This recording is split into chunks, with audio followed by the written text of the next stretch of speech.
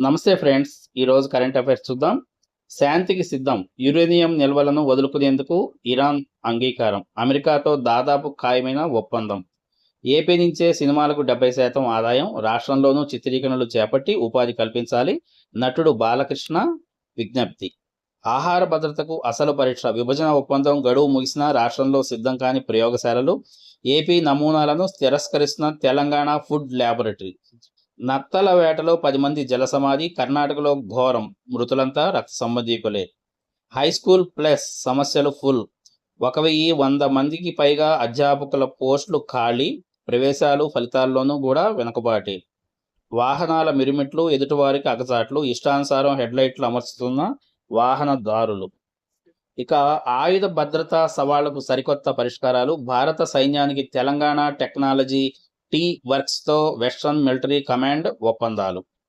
ఇక వైద్య విద్యావనంలో విరబోసిన పద్మాలు, అరుదైన రికార్డు సృష్టించిన గుంటూరు ప్రభుత్వ వైద్య కళాశాల, పద్మశ్రీ పురస్కారాలు సాధించిన 8 మంది పూర్వ విద్యార్థులు.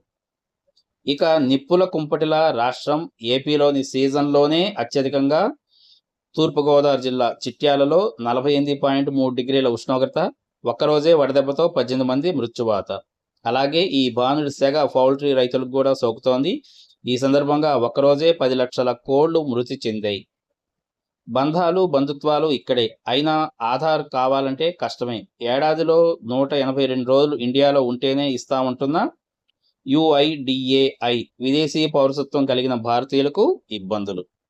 భూగర్భ జలాలు పెరిగేలా ఇంజక్షన్ బావులు, నీటి ఎద్దడి ఉన్న గ్రామాల్లో వర్షపు నీరు ఇంకించే బావులు. ఉపాధి పనుల్లో భాగంగా తొలి దశలో 200 వరకు తవ్వేందుకు ఏపీ ప్రభుత్వం నిర్ణయం. అంతర్జాతీయ ప్రమాణాలతో లీప్ పాఠశాల, లోకేష్ చొరవతో 16 కోట్లతో వసతులు ఈ విద్యా సంవత్సరం నుంచే అందుబాటులోకి రానుంది. ఇది మంగళగిరిలో ఏర్పాటవుతోంది. ఆర్థిక రంగంలో అత్యధిక లాభం LICదే. జనవరి మార్చి త్రైమాసికంలో 23,400 నికర కోట్ల లాభం ఆర్జన. ఇక సిద్ధమైన అంబేద్కర్ కళావేదిక విజయవాడలో నేడు ప్రారంభిస్తున్న ఏపీ సీఎం. 85 కోట్లతో ఆధునిక వసతులతో దీనిని నిర్మించారు.